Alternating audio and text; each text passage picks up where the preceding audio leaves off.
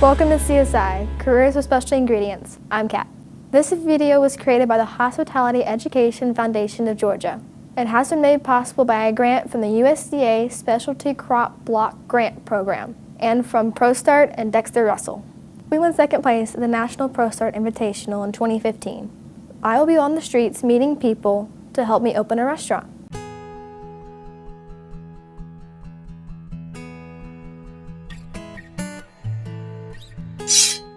Hey, could I ask you a couple questions? Sure. Do you use Facebook? Who doesn't? I'm thinking about starting a restaurant. What kind of restaurant do you have?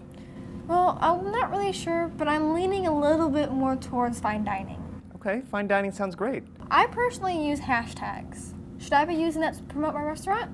Absolutely. Hashtags are a great idea to organize your thoughts. And there's a thing that's in Facebook that you can do called targeting. So let's say, for instance, you know that people in Georgia really like pecans. And so you can kind of already know on social media, because a lot of people like to put their interests, you can target all of this information to people that really love pecans. And the hashtag will be something that's a little bit funny.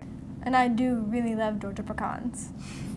Did you notice that a lot of celebrities and a lot of different events are happening? I really need to tie into a celebrity to get attention. And that's really what you need to do to kind of promote your coupon and your dishes. What social media do you recommend that I use? There's so many different ones, right? So you mentioned Facebook before, but have you heard of Twitter? I have. Instagram, Google, Tumblr as well. So have you heard of that? I have. There's an endless variety of different ones. So which one do you choose, right? But think about Facebook as the social media network that allows you to just talk with your friends. Twitter is more public. If you want something to be amplified, you use Twitter. So how do you respond to customers on social media?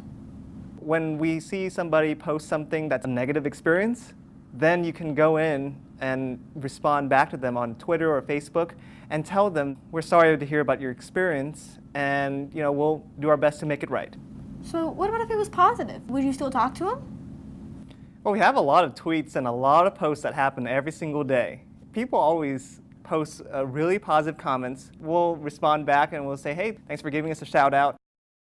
So it sounds like you do a lot of talking on social media. Well, social media is a lot about talking, but more importantly, it's about listening. It's really important to kind of understand who your audience is.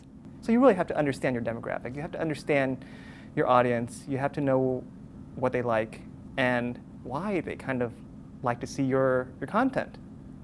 And it'll definitely get people to try out your new dish.